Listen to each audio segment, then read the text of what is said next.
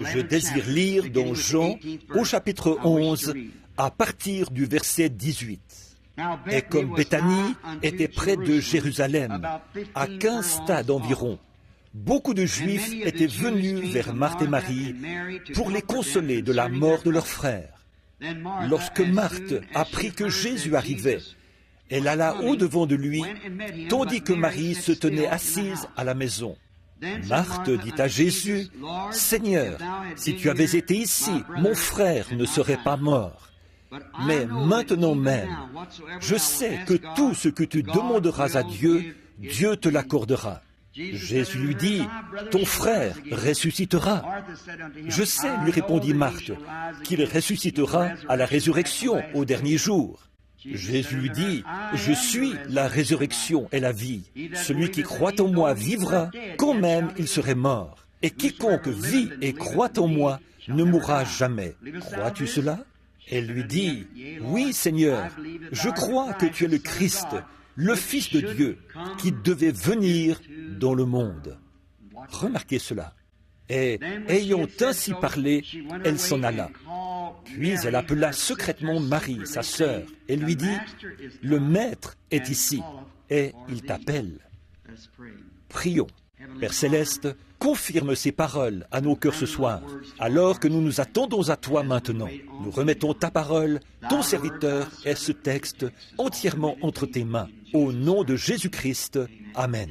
Vous pouvez vous asseoir.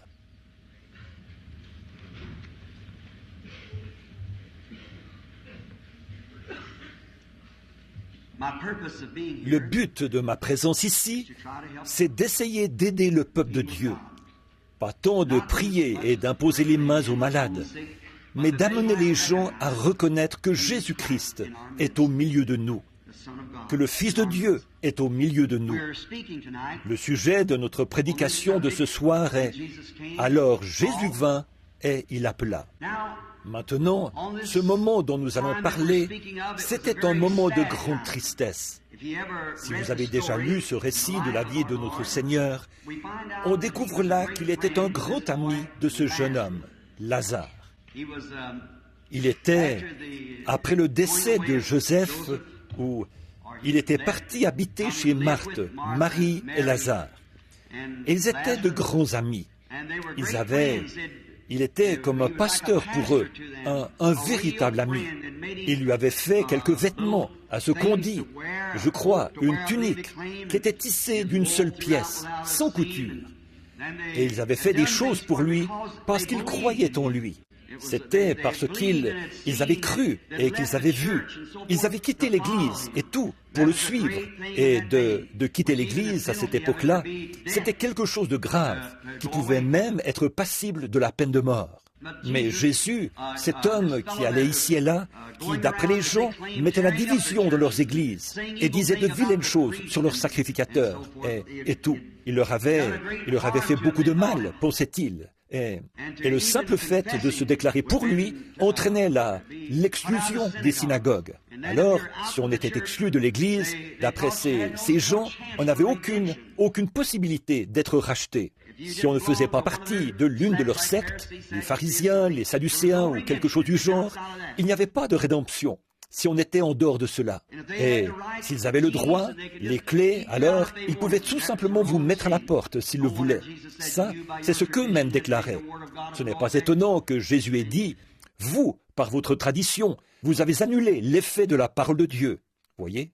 Et maintenant, la chose s'est répétée de nouveau, puisque, comme nous le savons tous, l'histoire se répète de façon cyclique. Et c'est triste à dire, mais il avait été prophétisé que cela se répéterait. Et cela s'est reproduit de nouveau. Nous voyons que Jésus n'était pas bien considéré. Souvent, les gens sont enclins à juger l'homme qui n'est pas d'accord avec eux. Nous ne devons pas faire ça. Nous pouvons être en désaccord les uns avec les autres, tout en étant gentils. Si je ne peux pas être en désaccord avec un homme et continuer à l'aimer et à prier pour lui, être en désaccord avec lui en me fondant sur l'Écriture et afin que nous soyons mieux éclairés, alors je ne lui dirai rien du tout. Je tiens à ce que mon désaccord avec lui soit toujours amical, parce que je l'aime et que je ne veux vraiment pas qu'il soit perdu. Et devrait lui aussi agir de la même manière envers moi, Nous ne voulons pas être perdus et nous devons baser nos idées sur ce que dit la parole. Que la parole soit vraie, pas notre credo ni nos idées, mais ce qu'il dit. Aucune interprétation particulière, seulement ce que dit la parole.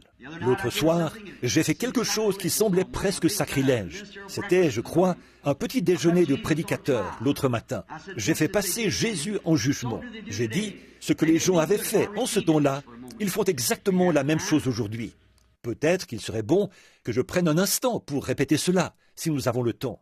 Eh bien, j'ai dit qu'aujourd'hui, nous constatons que, dans la réforme de Luther, lui, en ce temps-là, a déclaré que le juste vivra par la foi. Celui qui croit, lui, il l'a. Mais nous avons vu que beaucoup d'entre eux disaient croire et ils ne l'avaient pas. Du temps de John Wesley, s'ils recevaient ce qu'ils appelaient la deuxième bénédiction, la sanctification, une sanctification complète, ils ressentaient une grande joie et poussaient des cris. Tous ceux qui poussaient des cris l'avaient, mais ils ont constaté qu'ils ne l'avaient pas. Beaucoup d'entre eux poussaient des cris et ils ne l'avaient pas. Au temps de la Pentecôte, ils ont dit « Maintenant, la restauration des dons est venue, le baptême de l'Esprit. Celui qui parle en langue, il l'a. » Nous voyons que beaucoup ont parlé en langue et ils ne l'avaient pas. Alors ils disent « Eh bien, c'est le fruit de l'Esprit, voilà. » Oh non, ce n'est pas le fruit de l'Esprit. Ça, la science chrétienne l'a, au point que pratiquement... L'amour est le fruit de l'esprit. Et eux, ils ont plus d'amour que n'importe qui. Ils nient la divinité de Jésus-Christ. Ils disent qu'il n'est qu'un prophète, un homme comme les autres. Voyez? Donc ça ne fait pas l'affaire. Permettez-moi de faire une petite remise en question là-dessus. Pendant un instant, faisons passer Jésus en jugement. Et que Dieu me pardonne cette déclaration depuis l'estrade. Mais je vais être contre lui pendant un instant, juste pour vous éclairer. Voyez? Bon, vous êtes ici devant moi ce soir. Je m'adresse à vous. J'étais là à l'époque où Jésus de Nazareth était sur terre. Je viens vers vous pour plaider devant vous contre cet individu, Jésus de Nazareth. Bon, nous savons tous que Dieu est amour. La Bible dit. Très bien. Et l'amour, l'esprit, c'est la longanimité, la bonté, la patience, la douceur et ainsi de suite. Et l'amour. Maintenant, disons, je veux vous demander quelque chose. Prenons, par exemple, ce que nous considérons tous comme un chrétien. Considérez votre vieux sacrificateur. Son arrière-grand-père était sacrificateur. Pour être sacrificateur, il devait naître dans cette lignée des Lévites. Nous constatons que sa vie de jeune homme n'est pas celle que vous avez eue. Qu'est-ce qu'il fait? Il se sacrifie. Il reste là-bas pour étudier la parole de Dieu. Il l'étudie jour et nuit, car il doit en connaître chaque lettre, connaître chaque mot qu'il y a sur le rouleau. Il doit connaître cela par cœur. Il lui faut absolument connaître ces choses. Et en plus, quand votre père et votre mère se sont mariés, qui les a unis comme mari et femme? Votre bon vieux sacrificateur, ce saint homme. Qui est venu trouver votre père quand il était dans le besoin, qu'il devait de l'argent pour sa ferme et que les créanciers allaient la saisir? Qui l'a soutenu? Votre bon vieux sacrificateur. Qui a soutenu votre mère quand elle était là, dans la salle, en train de vous mettre au monde? Ce bon vieux sacrificateur. Qui vient vous voir quand vous êtes malade, quand vous avez un besoin? Votre bon vieux sacrificateur. Qui vous a béni, vous a consacré à Dieu et vous a circoncis le 8e jour? Votre bon vieux sacrificateur. Quand votre père et votre mère étaient sur le point de divorcer, qui les a réconciliés, les a gardés ensemble? Votre bon vieux sacrificateur. Quand il y a un problème dans le quartier, qui s'en occupe? Votre bon vieux sacrificateur. Certainement. Maintenant, ce bon vieux sacrificateur sait que la Bible déclare que Dieu demande un agneau comme sacrifice. Beaucoup d'entre vous, vous êtes des hommes d'affaires. Vous n'élevez donc pas de brebis. Mais Dieu demande une brebis. Ils ont installé de petits enclos là-bas. Ils y ont vendu leurs brebis pour que les hommes d'affaires puissent aller les acheter et offrir pour leur âme le sacrifice que Dieu demande. Ce jeune homme, appelé Jésus, qu'a-t-il fait? D'où est-il venu? On prétend qu'il est né d'une naissance virginale. A-t-on déjà entendu parler sornette? Nous savons que sa mère l'a eu avant qu'elle et Joseph soient nés, ou qu'il est né avant qu'elle et Joseph soient mariés. On voit bien qu'il a mauvaise réputation depuis le début. Quelle carte de membre porte-t-il? S'il est un saint homme, à quel groupe s'est-il joint? Alors que votre sacrificateur a étudié pour connaître cette parole. Le voilà qui se présente et qui démolit ce que ce dernier a bâti. Appelleriez-vous ça Dieu? Certainement pas. Et l'autre jour, alors que votre sacrificateur avait préparé cet endroit, là-bas, là où vous pouviez acheter le sacrifice, qu'a fait ce jeune homme? Ça, de la gentillesse? Il a donné des coups, il a tressé des cordes, du lin et du cuir, il a regardé les gens avec colère, il a renversé les tables à coups de pied, et il a chassé les gens à coups de fouet. Et vous appelez ça les fruits de l'esprit? De regarder les gens avec colère? Et voyez, il a privé l'homme de sa possibilité d'adorer Jéhovah. L'homme d'affaires veut l'adorer. Comme il n'élève pas de brebis, il s'est rendu là-bas pour en acheter une. Et lui, il a renversé tout ça à coups de pied et il les a chassés. Là, qui a le fruit de l'esprit? Voyez, voilà, voyez-vous, ce n'est pas le fait d'avoir le fruit de l'esprit, ni de parler en langue, ni de pousser des cris. Vous dites, alors, frère Branham, quelle est la preuve? Quelle est la preuve? La confirmation de la parole pour l'heure en question. Ils avaient la Bible, ils correspondaient parfaitement à ce que Jéhovah avait dit qu'il allait arriver. Cela n'a besoin d'aucune interprétation. Cela a été interprété à ce moment-là. Il y avait là les sacrificateurs, il y avait là tout ce qu'ils avaient, et tout le reste, une routine bien rodée, et tout. Et pourtant, ils n'ont pas vu la parole. Et ils faisaient vivre la parole pour cet âge-là. Voilà la preuve pour l'âge en question. Luther avait la preuve pour son âge, Wesley pour son âge, la Pentecôte pour son âge. Mais nous sommes dans un autre âge. Ces choses-là sont bien, mais comme le bébé qui a un doigt, un œil, un nez, mais au bout d'un moment, il doit devenir un être humain. Il doit devenir un enfant mature, ensuite naître, avoir une âme, un corps, un esprit, pouvoir se déplacer. Or, nous voyons que tout cela, Jésus l'avait déclaré, et seulement un petit nombre, seulement ceux qu'il avait destinés à la vie, l'ont vu. Pas de grande foule.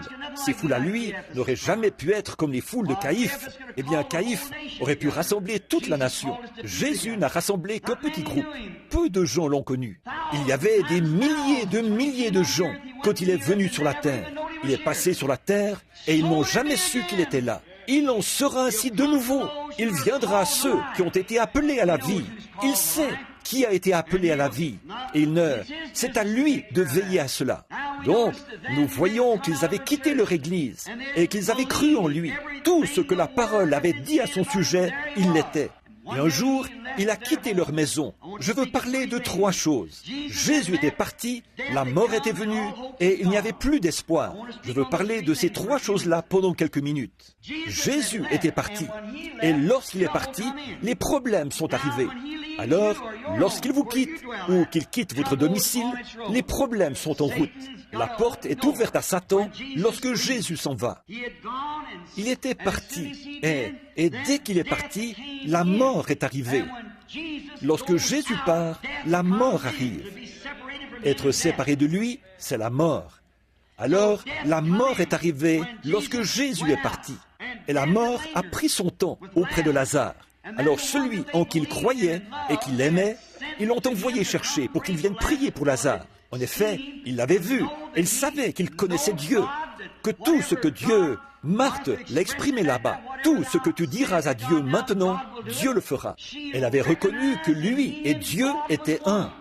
Il était la parole de l'heure. Elle avait donc reconnu cela. Et elle savait qu'il lui suffisait d'entrer en contact avec lui. Mais il était parti. Et ils n'arrivaient pas à le joindre. Alors, ils l'ont envoyé chercher, et plutôt que de venir, il s'est éloigné davantage.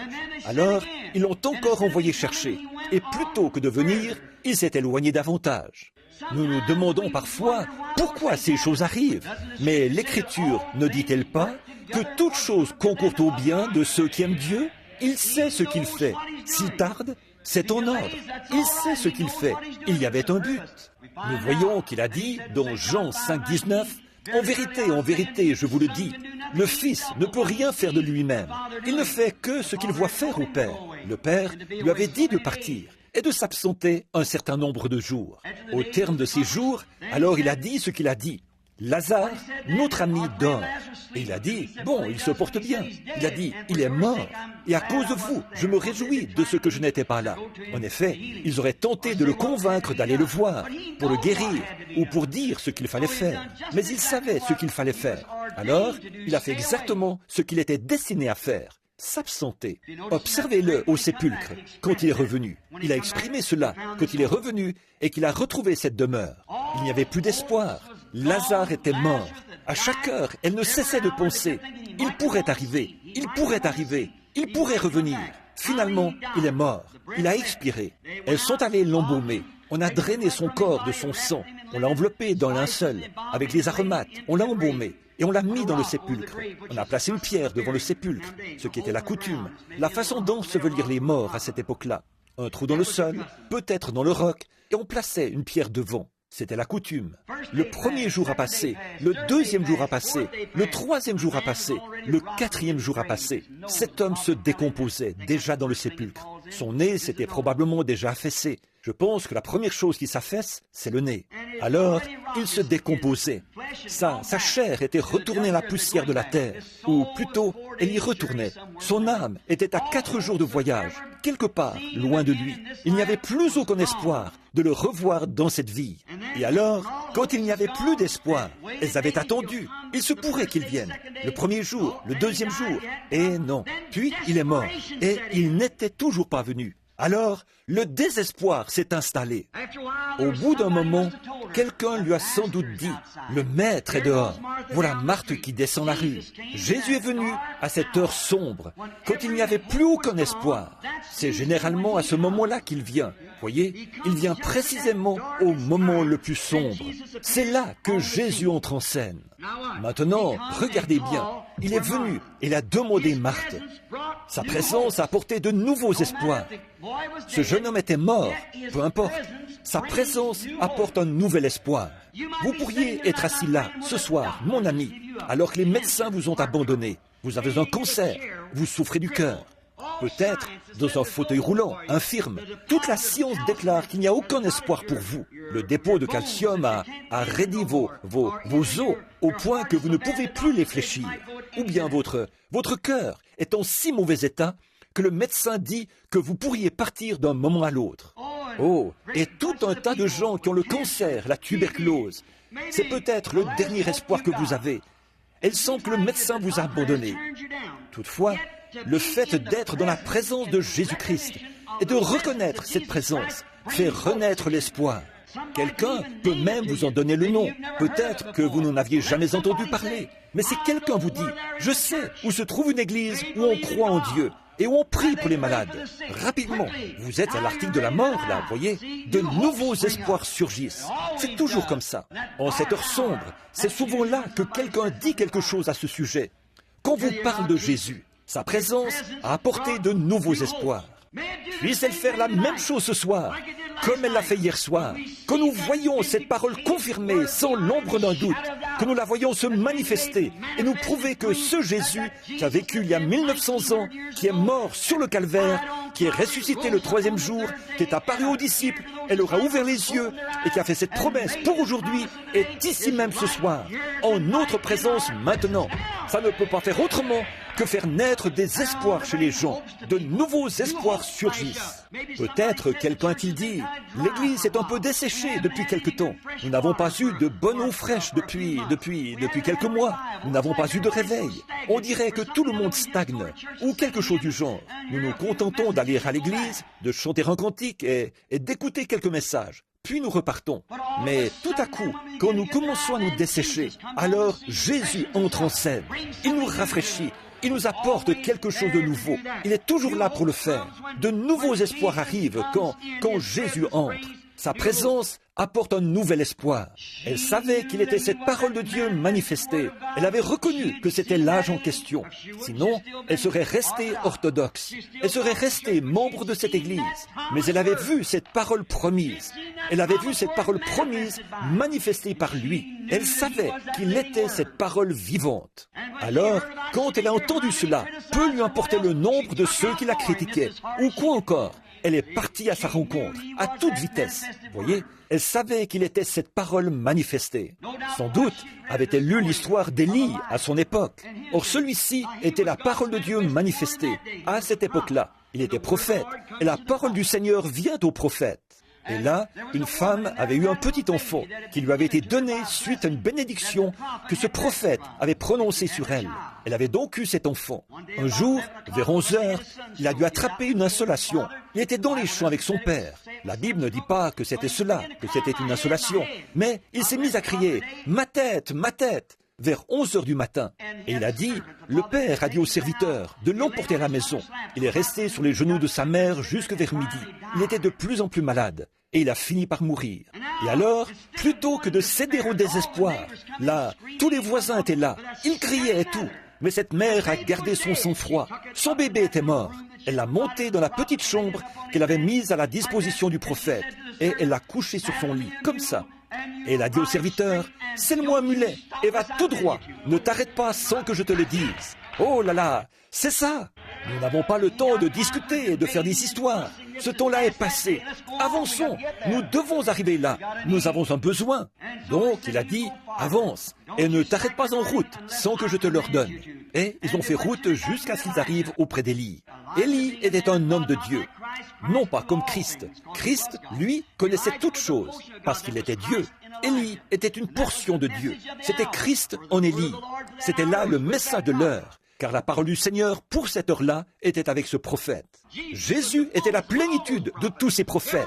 Chacun d'eux ne faisait que le manifester, c'est tout. Tout au long, depuis Joseph, les 30 pièces d'argent, et partout, il représentait Christ. Moïse aussi.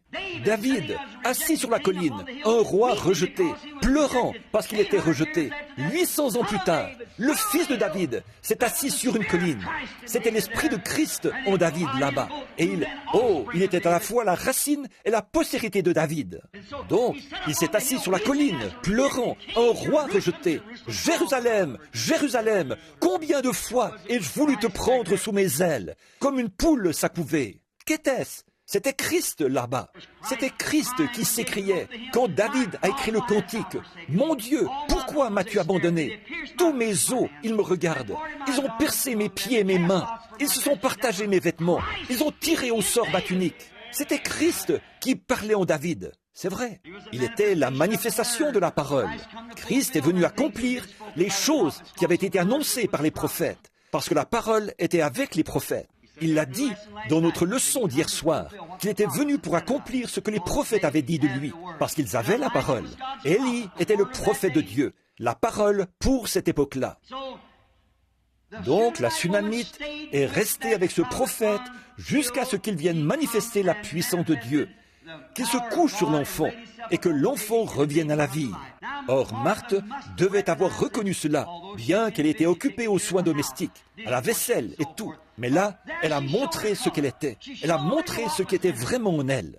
Elle est immédiatement allée le chercher. Si Dieu était en Élie, Dieu était forcément en Christ, puisqu'il avait prouvé qu'il était cette personne-là. Amen. J'aime cela, cette détermination. Elle va vers lui. Elle devait absolument arriver jusqu'à lui. Et elle a constaté là-bas, en arrivant auprès de lui, maintenant souvenez-vous, elle savait qu'il n'avait jamais changé, que Dieu ne change jamais son programme. S'il était en Élie et avait pu ressusciter les morts, il était en Christ et pouvait ressusciter les morts, même s'il ne l'avait pas encore fait, puisque c'est le même Dieu. Et il n'a toujours pas changé. Il est Dieu ce soir, autant qu'il l'a toujours été. Il est le même hier, aujourd'hui et éternellement. Il ne change pas. Et il savait qu'elle avait reconnu que c'était en lui. Regardez, au bout de quelques minutes, cela s'est confirmé, quand elle lui a dit quelque chose au sujet de son frère, et qu'elle a dit, « Seigneur, je crois que c'est toi. » Et il a dit, « Je suis la résurrection et la vie. Quand même il serait mort, il vivra. Et quiconque vit et croit en moi ne mourra jamais. » Je suis le je suis qui était dans le buisson ardent avec Moïse. Je suis la résurrection. Je suis la vie. J'étais la muraille. Je le suis toujours. Je suis la résurrection et la vie. Celui qui croit en moi vivra, quand même il serait mort. Et quiconque vit et croit en moi ne mourra jamais. Suite à cette grande assurance qu'elle avait, à savoir qu'il était la parole promise, quand il a dit, comme il était prophète, il ne pouvait pas mentir. Donc quand il a dit, je suis le je suis celui qui est la résurrection et la vie. Elle a dit, je crois que tu es celui-là, le Fils de Dieu qui devait venir dans le monde. bien que mon frère soit mort, qu'il soit étendu là-bas dans le sépulcre, que son corps soit maintenant en décomposition. Mais maintenant même, tout ce que tu diras s'accomplira. C'est vrai. Tout ce qu'elle voulait, c'était l'entendre dire cela. Amen.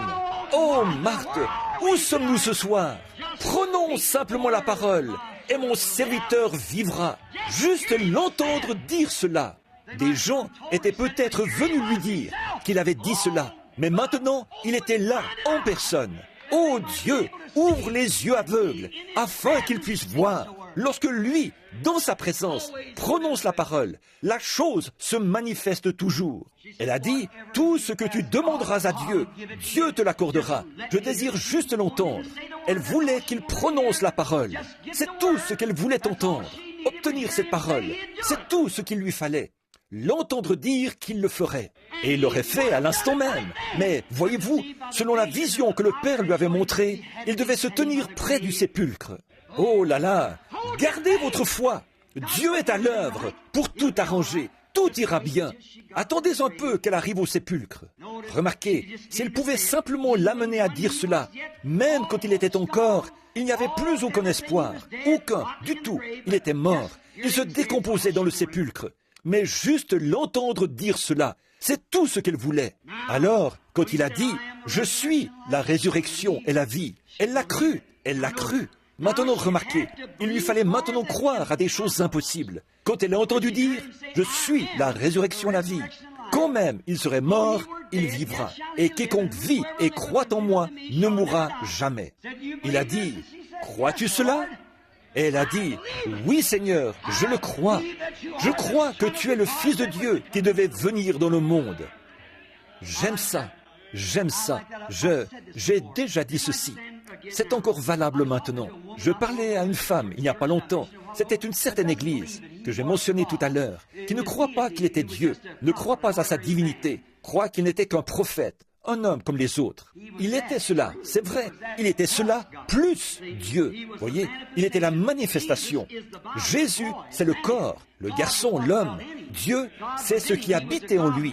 Dieu était en lui. Il était le Dieu homme. Il était un homme. Pourtant, il était Dieu manifesté en chair. Quand nous voyons Jésus, nous voyons Dieu. C'est ce qu'il a dit. Quand vous voyez le Père, me voyez, vous voyez le Père. En effet, il en était le reflet, parce qu'il était la parole, Amen, qui était au commencement, Amen. Il a appelé les prophètes Dieu, le savez-vous? Il a dit, vous appelez Dieu ceux à qui la parole de Dieu est venue. Comment pouvez-vous me condamner lorsque je dis que je suis le Fils de Dieu? En effet, cette même parole avait dit qu'il serait là. Et voilà, la parole était là, de nouveau manifestée. Et pourtant, les gens refusaient toujours d'y croire.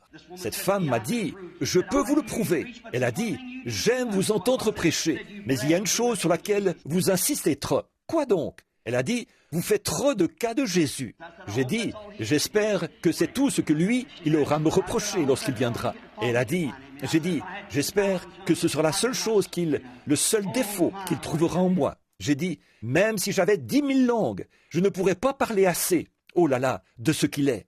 Elle a dit, mais vous le faites Dieu. J'ai dit, il l'était. Et s'il ne l'était pas, il était le plus grand imposteur que la terre ait jamais porté. Elle a dit, il était un prophète. J'ai dit, il était un prophète, c'est vrai, un Dieu prophète. La plénitude de la parole. Le prophète, la parole venait à lui. Voilà, c'est ce qui faisait de lui un prophète. Mais lui, il était la plénitude de cette parole. Et elle a dit, je peux vous le prouver. Elle a dit, vous le rendez divin. J'ai dit, il était divin. Et elle a dit, il ne peut pas être divin. J'ai dit, pourtant, il l'était. Elle a dit, vous avez dit que vous croyez à la Bible. J'ai dit, j'y crois. Elle a dit, je vais vous prouver, par votre propre Bible, qu'il n'était pas divin. J'ai dit, faites donc. Si la Bible dit, alors je le croirai, parce que je crois que la parole est vraie. Elle a dit, pendant qu'il était en route vers le sépulcre de Lazare, vous vous rappelez, dans Jean 11, j'ai dit, certainement, madame. Elle a dit, eh bien, pendant qu'il était en route, il a pleuré. La Bible dit qu'il pleura. J'ai dit, certainement, la Bible dit qu'il pleura. Elle a dit, comment pouvait-il être divin et pleurer? J'ai dit, il était humain. humain et divin? J'ai dit, oui madame, vous ne reconnaissez pas. Il était un homme. Lorsqu'il se rendait là-bas, pleurant avec ceux qui pleuraient, c'est vrai, attristé avec ceux qui étaient attristés, il était un homme. Mais quand il a redressé son petit corps frêle et qu'il a dit, Lazare, sors! Un homme qui était mort depuis 4 jours s'est tenu debout. Pour ça, il fallait plus qu'un homme. C'était Dieu dans l'homme. Qui d'autre que Dieu peut ressusciter les morts? Il est la résurrection à la vie. C'est vrai. Ce soir-là, sur la mer, quand il était là-bas, fatigué, couché à l'arrière de la barque, alors que 10 000 démons s'étaient jurés de le noyer ce soir-là, et cette petite barque, agitée dans tous les sens comme un bouchon de liège là-bas, sur une mer déchaînée, ces démons pensaient, maintenant, nous le tenons, il dort, nous allons tous les faire couler. Oh, il était un homme, fatigué, mais dès qu'il s'est réveillé, il a posé le pied sur le bastingage, il a levé les yeux et a dit, « Silence, tais-toi !» Et les vents et les vagues lui ont obéi. Ça, c'était plus qu'un homme. Il était un homme lorsqu'il avait faim, qu'il est descendu de la montagne, cherchant un morceau de pain, ou quelque chose à manger, ou une figue sur un arbre. Mais quand il a pris 5 petits pains et 2 poissons, et qu'il a nourri 5000 personnes, c'était Dieu dans cet homme. C'est vrai. Oh, tout homme qui a fait quelque chose de sa vie croyait cela. Tous les poètes qui croyaient cela. Ce n'est pas étonnant que l'un d'eux ait écrit « Par sa vie, il m'a aimé. Par sa mort, il m'a sauvé. Par son ensevelissement, il a emporté mes péchés au loin. Par sa résurrection, il a justifié gratuitement pour toujours. Un jour, il reviendra. Ô jour glorieux! Eddie Perronnet, lui dont les chants ne se vendaient pas, un jour, titubant sous l'effet du Saint-Esprit, il a pris une plume et il a écrit le chant d'intronisation quand il a écrit « Que tous acclament la puissance du nom de Jésus, que les anges se prosternent devant lui, apportez le diadème royal, couronnez-le, Seigneur de tous. Alléluia !» Certainement, c'est ce que nous croyons qu'il était. Oui, monsieur. Il lui fallait maintenant croire à des choses impossibles. Impossibles selon la pensée moderne de cette époque-là.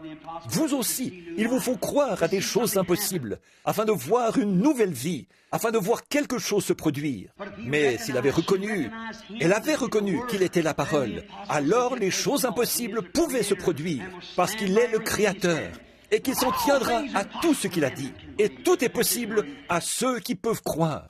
C'est sa parole. Mais les choses impossibles se manifestent lorsqu'on prend Dieu au mot. Oui, monsieur. Lorsqu'on prend Dieu au mot, les choses impossibles se manifestent. Quand Dieu dit que la chose arrivera, prenez cette parole et regardez. Là, regardez les choses impossibles arriver. Effectivement, elles arriveront. Mais remarquez, même au milieu de tout cela, elle a dit, maintenant même, Seigneur, tout ce que tu demanderas à Dieu, Dieu le fera. Elle savait que s'il arrivait à obtenir de lui cette parole, c'est tout ce qu'il lui fallait, obtenir cette parole. Oui, c'était son heure la plus sombre. Alors Jésus est venu et il a appelé. Oh, quelle chose extraordinaire ils ont vu, une résurrection.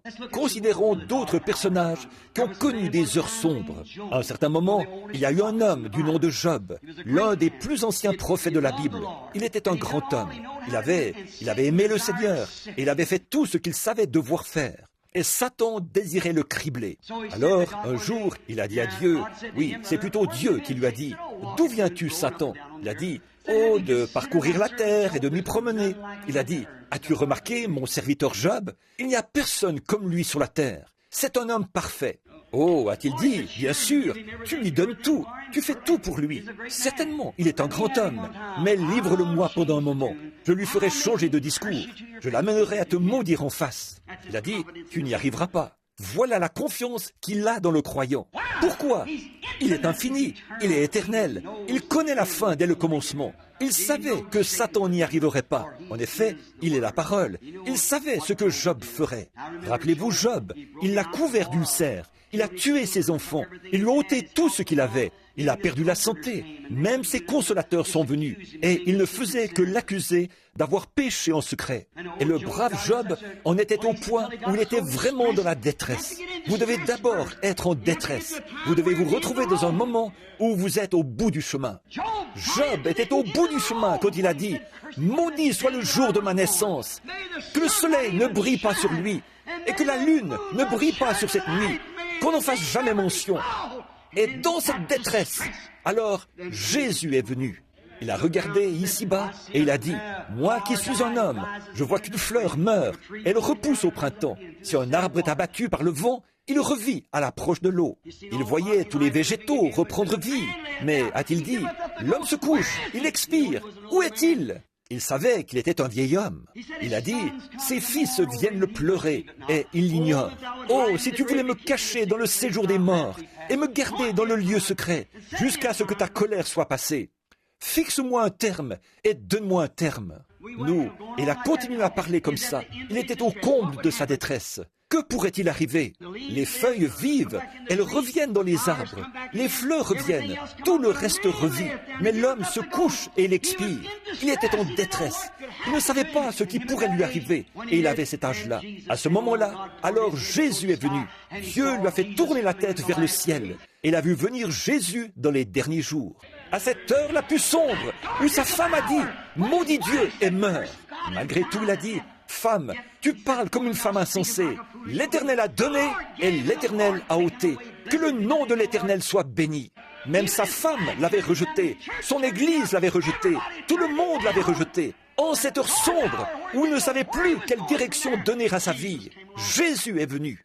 Alors il s'est écrié, « Je sais que mon Rédempteur est vivant et qu'au dernier jour, il se tiendra sur la terre. Et même après que les vers de ma peau auront détruit ce corps, de ma chair, je verrai Dieu, je le verrai moi-même. » À l'heure la plus sombre de sa vie, alors Jésus est venu. Oui, monsieur. Moïse, pour Moïse, l'heure la plus sombre pour lui, elle est venue au milieu d'Israël. Il était en plein exercice de ses fonctions. Il avait rencontré Dieu là-haut, dans le buisson, et celui-ci avait dit, « Je suis le je suis ».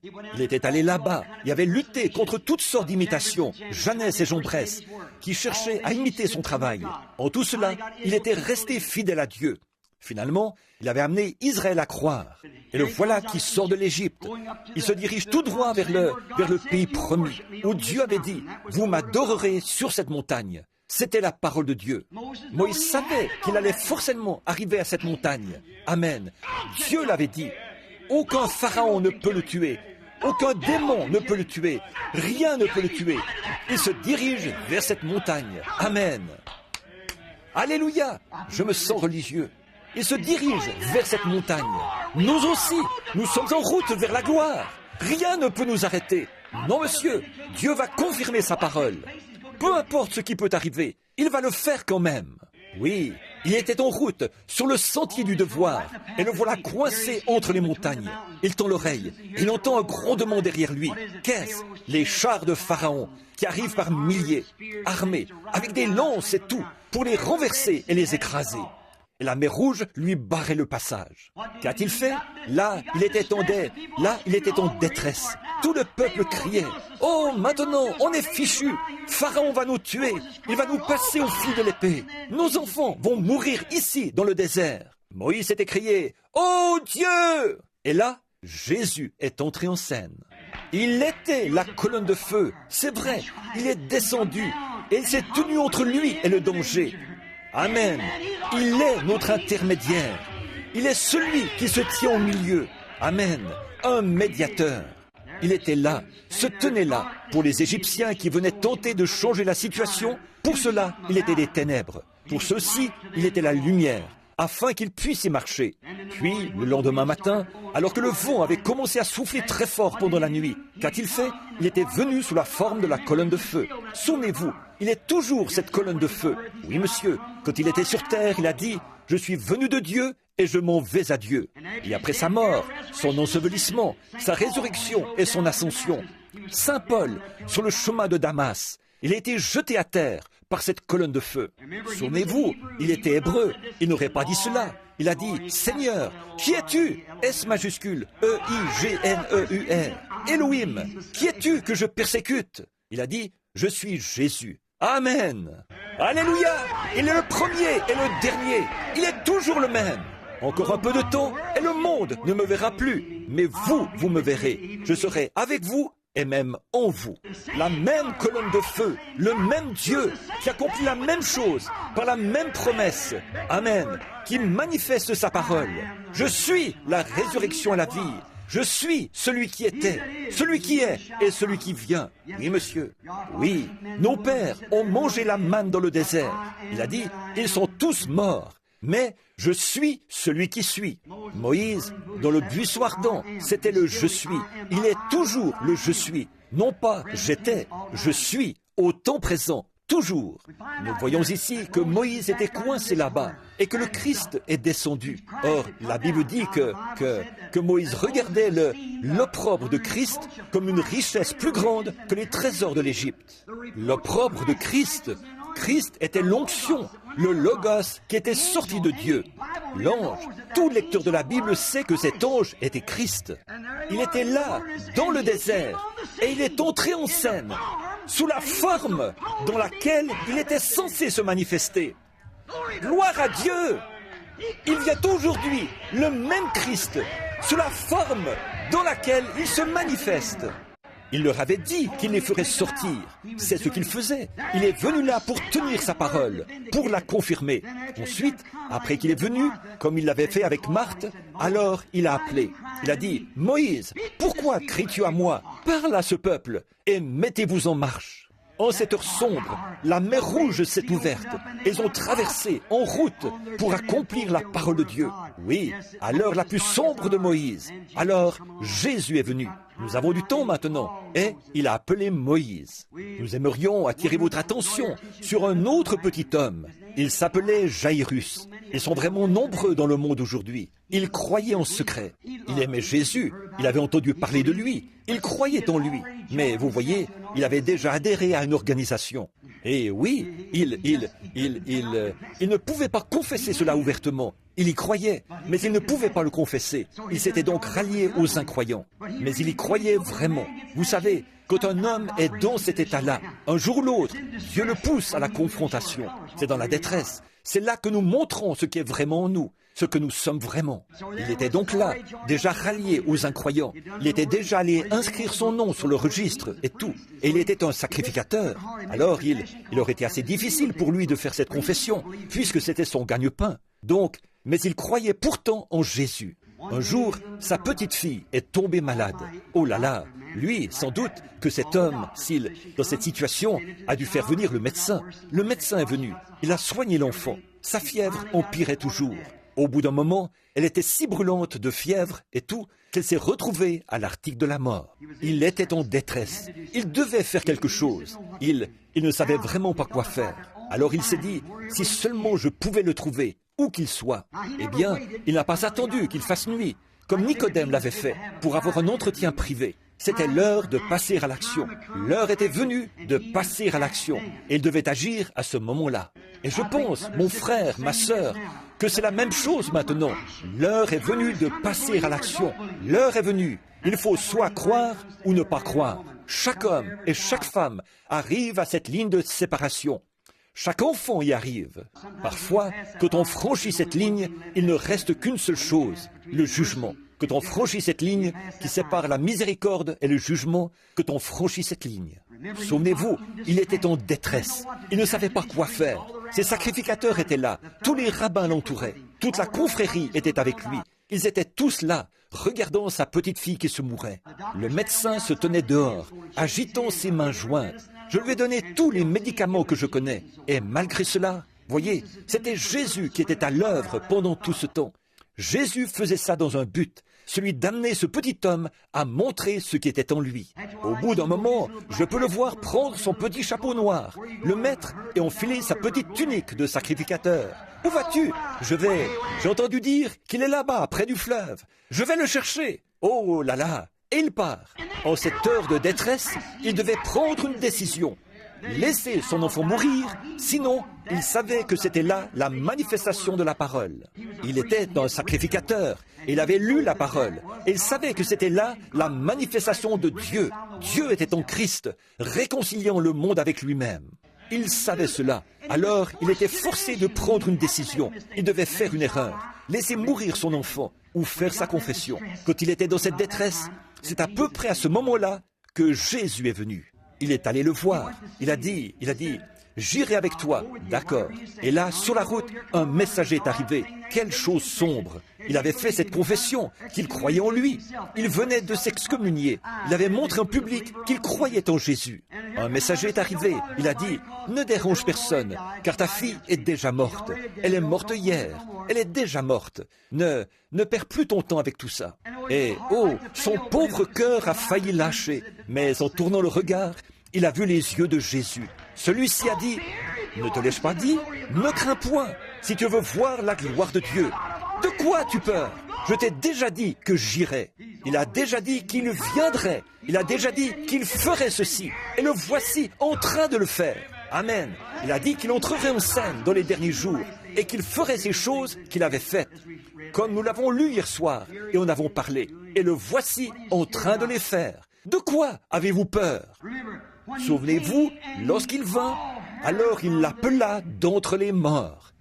Il est entré en scène et l'a appelé d'entre les morts. À un certain moment, le vieil aveugle Bartimée a connu son heure la plus sombre. Jésus était là-bas. Il avait organisé un petit déjeuner des hommes d'affaires du plein évangile, là-bas, à Jéricho. Et Zachée était là. Quand il l'avait rencontré, celui-ci était dans un arbre, un peu plus loin dans la rue. Donc, quand il était... Eh bien, il n'aurait jamais organisé quoi que ce soit d'autre, ça, j'en suis sûr, voyez? Et donc, quand il est arrivé là-bas, il l'avait avec lui. Zachée était allé avec lui. Le vieil aveugle Bartimée était aveugle depuis son enfance. Donc, pensant que Jésus allait peut-être passer par cette porte, il attendait là. Au bout d'un moment, il a entendu beaucoup de bruit, tous ces gens qui passaient. Et il a entendu le sacrificateur qui disait « Hé, toi qui montes la colline là-bas, est-ce que, on nous dit que tu ressuscites les morts. Nous avons un cimetière plein de morts par ici. Si tu es le Messie, viens par ici et ressuscite ces morts. » Vous savez, ce même démon est encore vivant, voyez, sous la forme de la religion. Même chose, voyez. Si tu es le Messie, tu ressuscites les morts. Nous avons un cimetière plein de morts par ici. Viens. Et, oh, tout le monde poussait des cris. Quelqu'un criait « Hosanna au prophète !» Un autre criait ceci, cela, autre chose. Quelle confusion! Ce vieil aveugle s'est dit « Oh, je l'ai raté. Il est passé là-bas. Je pensais qu'il allait passer ici. On m'a placé au mauvais endroit. » Il s'est mis à crier. Il s'est dit, s'il est la parole, il est Dieu, il l'est forcément. Donc, ô Jésus, fils de David, aie pitié de moi. En cette heure de détresse, il a crié à lui. Or, Jésus, notez bien, là, il était à Jéricho. L'endroit où on dit qu'il était assis était à 150 mètres de l'endroit où Jésus était. Avec des milliers de gens qui se bousculaient autour de lui. Il n'aurait pas pu entendre le cri de cet homme, non, mais il l'a senti. Il s'est arrêté. Un de ces soirs, j'aimerais prêcher sur « Alors Jésus s'arrêta ». Oh, alors Jésus s'abaissa. Oh, mais quand Jésus s'est arrêté, qu'est-ce qu'il y a eu? Il l'a appelé. Le Maître est ici. Prends courage, ont dit les disciples. Il t'appelle. Il t'appelle. Il l'a appelé au milieu de cette foule. Il fait la même chose maintenant. Est-ce que ceci pénètre en profondeur? Voyez? Le Maître est ici et il t'appelle. Et il l'a appelé de la cécité à la lumière, des ténèbres à la lumière. Et il l'a appelé. Il est passé de la mort à la vie. Le Maître est ici et il t'appelle. Et quand il l'a appelé, il lui a rendu la vue. À un certain moment, il y avait sur la colline la petite femme qui avait la perte de sang. Elle avait dépensé tout son argent chez les médecins. Sans doute qu'ils avaient vendu l'attelage. Ils avaient vendu la ferme, ils l'avaient hypothéquée. Ils avaient dépensé tout ce qu'ils pouvaient chez les médecins. Aucun d'eux n'avait pu la soulager. Son état empirait continuellement. Le sang n'arrêtait pas de couler. Ça continuait comme ça, sans arrêt. Elle était de plus en plus malade. Et un jour, qu'elle était assise en train de tricoter, du haut de la colline où elle habitait, elle a regardé dans la vallée et elle a vu une barque arriver. Tout le monde s'est précipité. « Hosanna au prophète !» Elle avait entendu parler de lui. La foi vient de ce qu'on entend. Alors, elle a dit, « Je vais descendre pour le voir. » Et quand elle est arrivée là, et qu'elle a posé son regard pour la première fois sur la parole de Dieu manifestée en chair, il y avait quelque chose de particulier dans la façon de parler de cet homme, et dans son apparence. Elle a su que c'était lui. Oui, monsieur. Oh, si seulement je pouvais attirer son attention d'une manière ou d'une autre, si seulement je pouvais le toucher d'une quelconque façon. Elle s'est glissée à travers la foule et elle a touché son vêtement.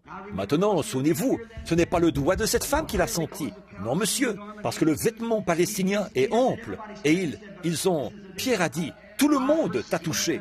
Il a dit, mais ça, c'est un contact différent. Je sens que je me suis affaibli. Jésus était venu. Elle n'avait plus d'argent. Elle n'avait plus rien. Mais en cette heure sombre, alors que la perte de sang ne s'arrêtait pas, que les médecins n'arrivaient pas à l'arrêter, Jésus est venu. Et qu'a-t-il fait? Il l'a appelé. Il a regardé autour de lui jusqu'à ce qu'il l'ait repéré. Et il a dit, tu avais une perte de sang. Mais elle s'est arrêtée. Il est le même hier, aujourd'hui et éternellement. Le Maître est ici. Et il t'appelle. Il est ici et il appelle. Il a appelé et lui a redonné la santé. Pour la petite femme au puits dont nous avons parlé hier soir, il n'y avait plus d'espoir. Probablement que son 5e mari l'avait quittée, peut-être, et qu'elle venait d'en prendre un 6e cette nuit-là. Et là, elle avait quelques doutes à son sujet. Moralement, elle était fichue. Elle désirait être une vraie dame. Elle avait sans doute lu la Bible. Elle était en chemin pour se rendre là-bas, vers 11 heures.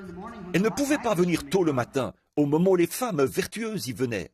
Elles transportaient le rôt sur leur tête, avec les cruches, et elles s'en retournaient. Alors, elle ne pouvait pas venir se mêler à elles.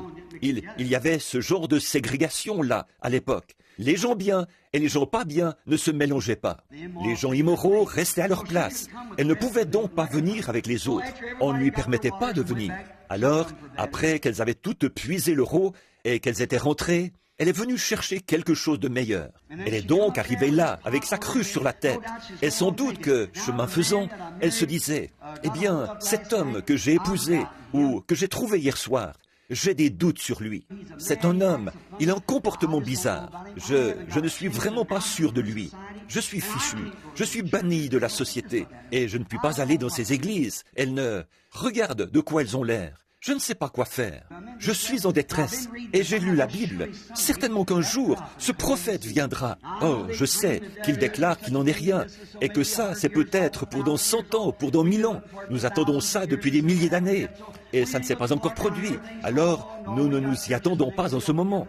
C'est partout comme ça. Oh non, nous avons nos églises et tout. Nous n'avons pas besoin de ça en ce moment. Et donc, chemin faisant, elle avait ses pensées.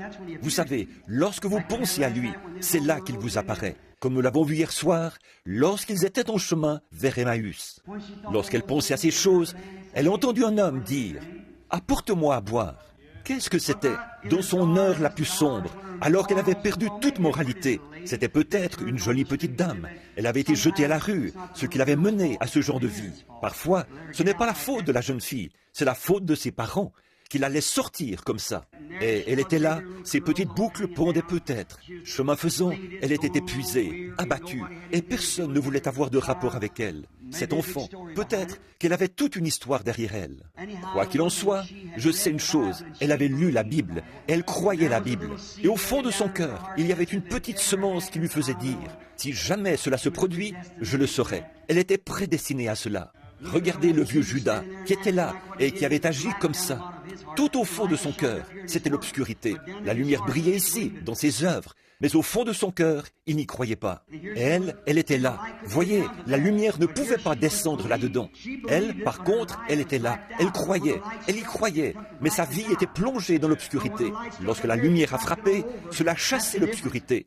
Alors que, lorsque la lumière a frappé celui-là, cela l'a jeté dans l'obscurité complète. Voilà la différence. Vous voyez, elle était née dans ce but-là.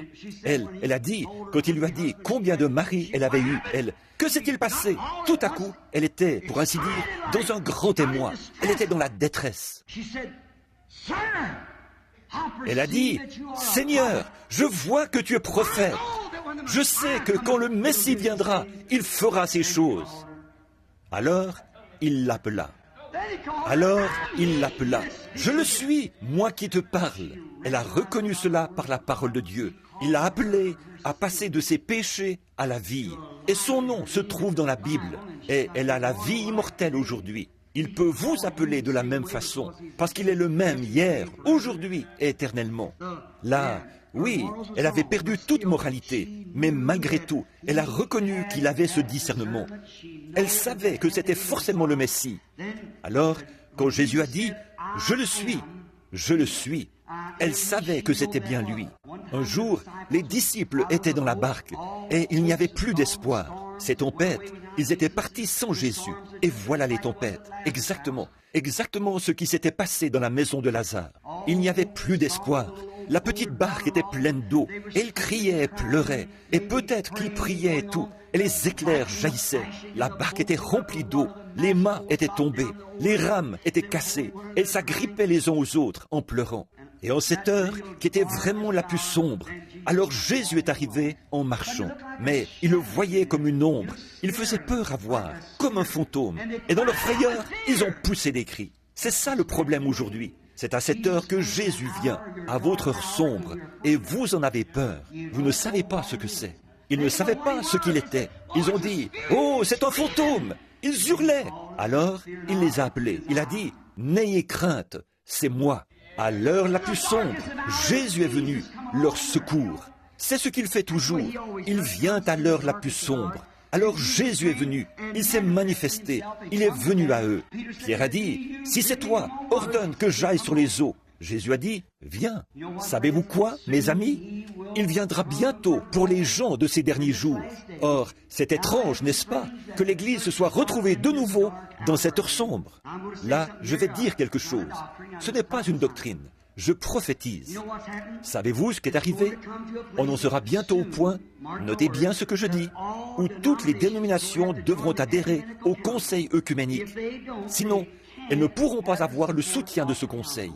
Par conséquent, il y aura un boycottage, et personne ne pourra fréquenter ces églises-là, ni fréquenter aucune église. À moins d'avoir reçu une marque de votre église, vous ne pourrez ni acheter ni vendre. Vous voyez, ce qui est arrivé arrivera de nouveau, une marque consacrée à la bête. Et l'église, les gens qui sont spirituels, ils s'en rendent compte. Du moins, vous, les pentecôtistes, vous le reconnaissez. Vous avez commencé à le ressentir. Alors que vos églises, beaucoup de vos organisations pentecôtistes, je n'ai pas besoin de vous les nommer, mais vous le savez, qu'en ce moment, elles sont en train d'entrer là-dedans. Elles en ont déjà rendu témoignage. Et quand vous aurez fait ça, qu'est-ce que vous serez obligé de faire ensuite? Vous serez obligé de renoncer à votre enseignement évangélique du baptême du Saint-Esprit. Vous serez obligé de renoncer à votre doctrine biblique. Et les membres ne toléreront pas ça. Les vrais chrétiens nés de nouveau vont préférer mourir. Ils ont été mis en garde par la parole. Ils savent que cette chose-là va venir. Oui, monsieur. Et c'est étrange, n'est-ce pas? Au milieu de cette heure la plus sombre, alors Jésus vient et il nous appelle. Il dit, « N'ayez pas peur, c'est moi. Je suis toujours avec vous.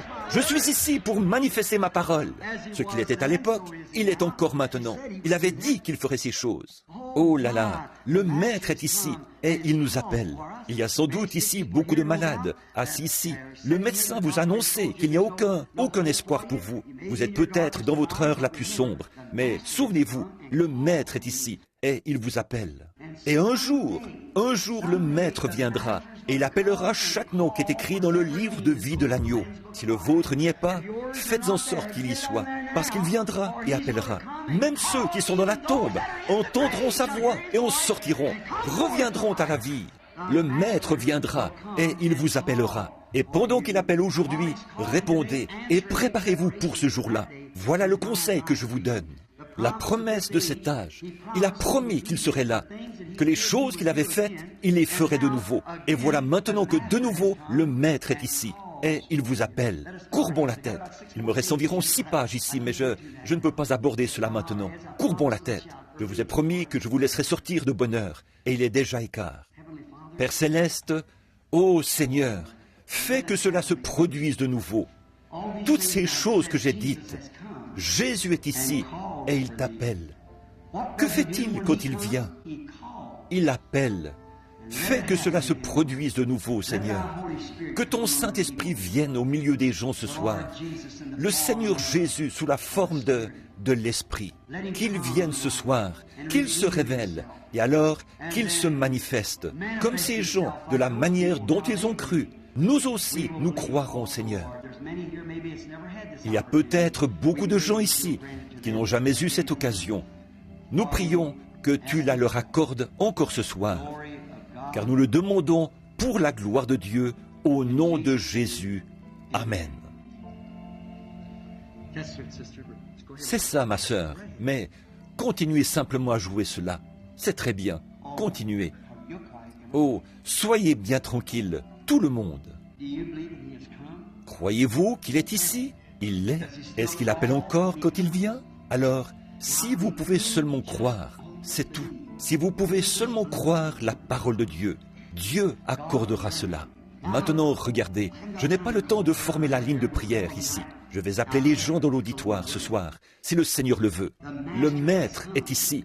Il est ici pour accomplir sa parole en ce dernier jour. Et ce qu'il était à l'époque, il l'est encore aujourd'hui. Ce qui était sa manifestation ou sa marque d'identité à l'époque, ça l'est encore aujourd'hui. Parce qu'il est toujours la parole de Dieu. Le croyez-vous?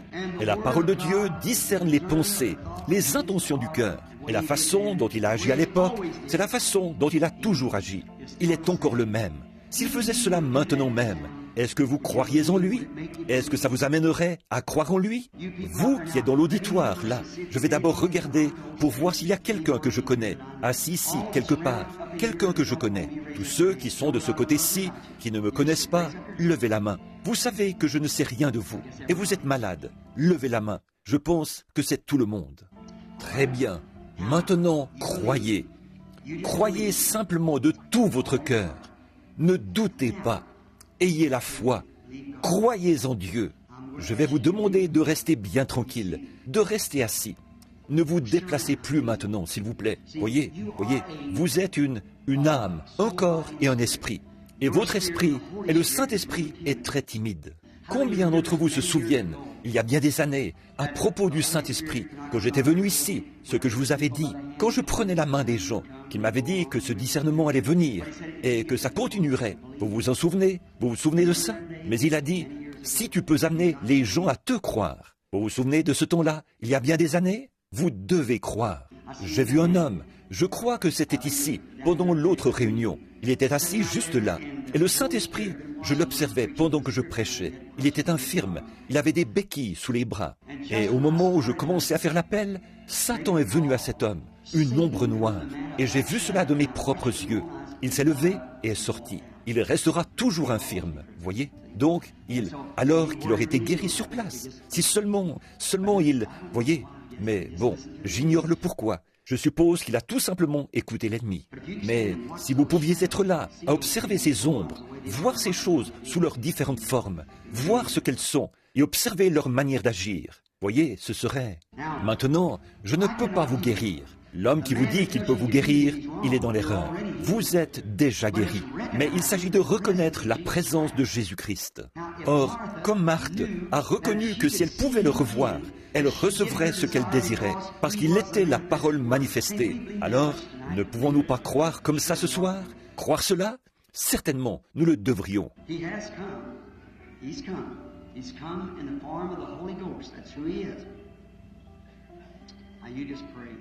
Il est ici, il est ici, il est ici sous la forme du Saint-Esprit. C'est ce qu'il est. Maintenant, priez, simplement. Voyez-vous, sur l'estrade, si une personne était debout ici, juste ici, près de moi, en train de prier. Voyez-vous, il y a tellement de gens qui sont en train de prier, partout dans le bâtiment. Alors, il faut vraiment faire attention. Vous ne pouvez pas dire, dites frère Branham. Non monsieur, je ne peux pas faire ça. Pas plus que vous pouvez déclencher un songe par vous-même. Voyez, vous pouvez avoir un songe. Dieu peut vous donner un songe à mon sujet. Vous croyez ça, mais vous ne pouvez pas le déclencher vous-même. Vous ne pouvez pas dire ceci. Frère Branham, maintenant, je vais avoir un songe à votre sujet. Non, vous ne pouvez pas faire ça, ni moi avoir une vision. C'est à celui qui vous donne un songe, c'est à lui de faire ça. Même chose pour une vision. Je vois un homme, juste ici, au bout de la rangée. Il a de l'arthrite. S'il croit de tout son cœur, Dieu le guérira de l'arthrite. Croyez-vous qu'il le fera, monsieur? Vous qui êtes assis là, le Mexicain assis au bout de la rangée, allez-vous le croire? Très bien, monsieur. La dame assise à côté de vous, elle aussi, elle a de l'arthrite. Croyez-vous que Dieu vous guérira, madame? Est-ce qu'il y a de l'écho là-dedans? J'ai peur que les gens n'entendent pas. Vous le croirez? Très bien. Et l'autre petite Mexicaine, assise à côté d'elle, elle souffre de maux d'estomac. Croyez-vous que Dieu guérira votre estomac, madame? Elle a obtenu cela. Quand je vois cette lumière descendre, ça veut dire que la chose s'est produite. Oui, c'est ça. La lumière l'a touchée. La voilà, tournoyant tout autour. Avec ça, c'est réglé. Voyez, quand il peut trouver la foi, voyez, il y a beaucoup de choses qu'il n'a pas pu accomplir à cause de leur incrédulité.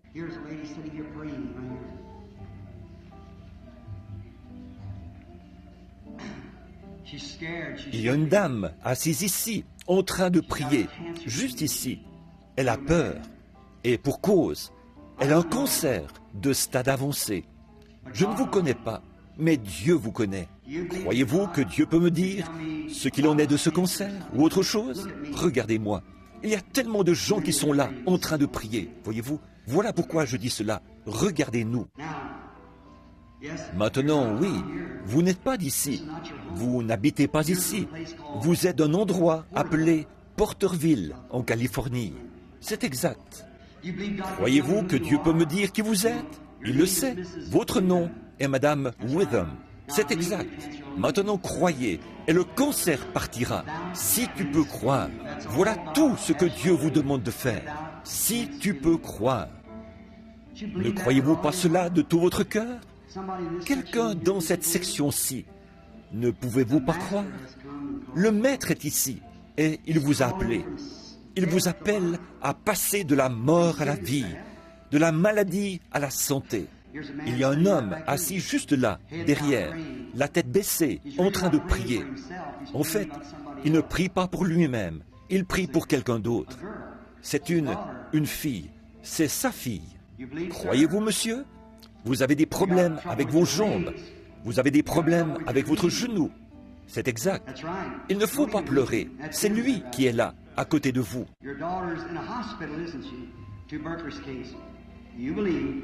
You believe the Master has come and calls for her. Will you believe, Mr. O'Connor? You will? May he visit her tonight, and you may it be over. Votre fille est à l'hôpital, n'est-ce pas? C'est la tuberculose. Croyez, croyez-vous? Le Maître est ici, et il l'appelle. Allez-vous croire en tant que son père? Vous allez croire? Puisse-t-il la visiter ce soir? Et vous aussi, que ce soit terminé.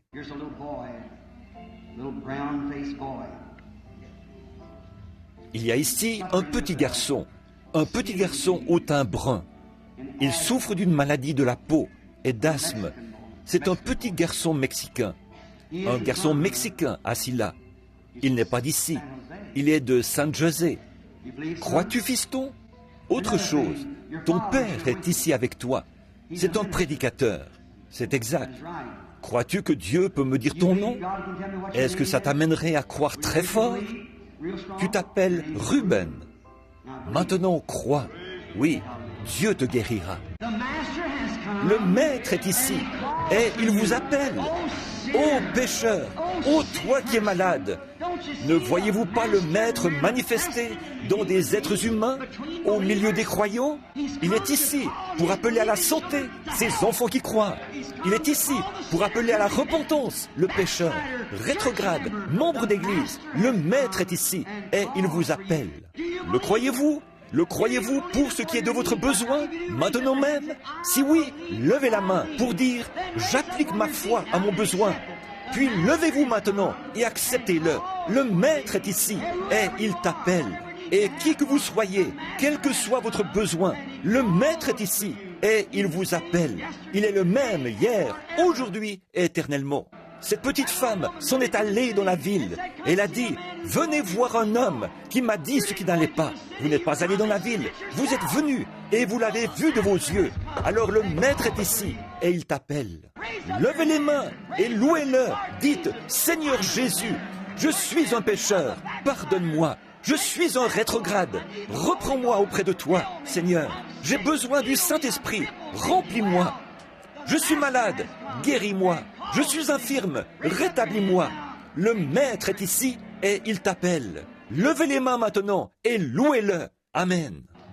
Donnez-nous la note. Je le louerai. Je le louerai. Vous connaissez? Je le louerai. Vous le connaissez, n'est-ce pas? Croyez-vous? Je le louerai. Je le louerai. Oh, je louerai l'agneau meurtri.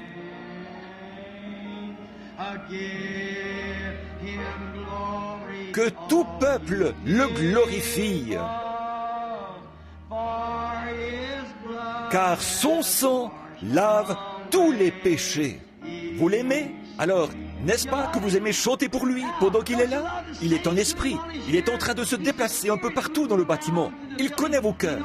Il sait tout sur vous. Chantons-le pour lui, de tout notre cœur. Je le louerai. Levez les mains en le faisant. Maintenant, louez-le simplement. Le louerai.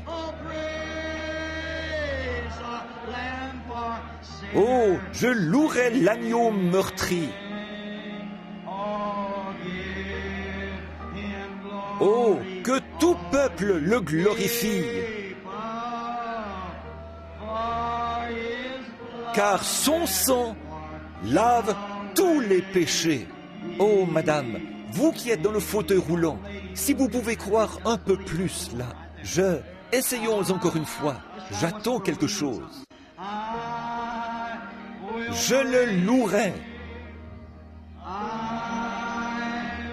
Je le louerai.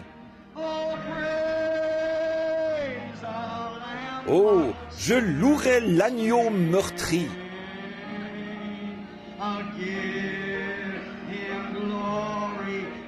Que tout peuple le glorifie.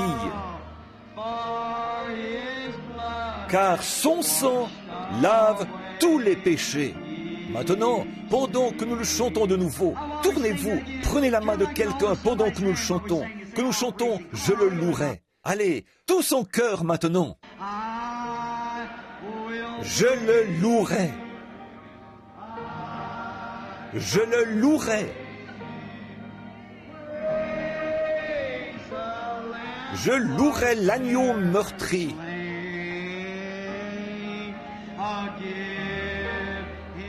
Que tout peuple le glorifie. Car son sang lave tous les péchés. Oh, amis pécheurs, pourquoi ne pas vous avancer maintenant? Avancez-vous et rendez-lui gloire. Vous, tous les peuples, vous tous qui voulez le confesser comme votre sauveur, dans sa présence, pendant que les saints adorent en esprit, pourquoi ne pas venir vous placer ici? Dites, je veux témoigner ce soir, je veux lui rendre gloire, je veux venir, je n'ai pas honte de lui, je veux que le monde entier sache que je l'accepte comme mon sauveur, ici même, pendant qu'il est présent. Venez, pendant que nous le chantons. Je le louerai. Pourquoi ne pas venir? Je le louerai. Oh, je louerai l'agneau meurtri.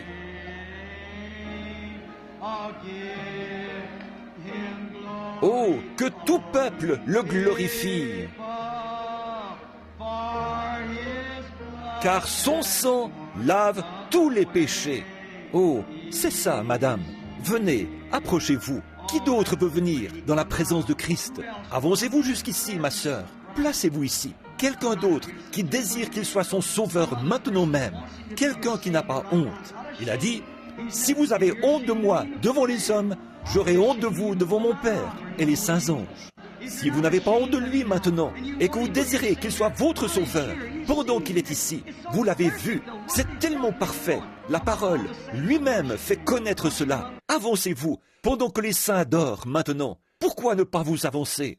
Que Dieu vous bénisse, monsieur. Voici venir une femme âgée, avancée en âge. Pourquoi ne pas venir maintenant? Chantez-le maintenant. C'est ça les jeunes. Approchez-vous ici autour. Louez-le. Que Dieu vous bénisse, madame. C'est comme ça qu'il faut faire. Que Dieu vous bénisse, les jeunes. L'agneau meurtri. Que tout peuple le glorifie.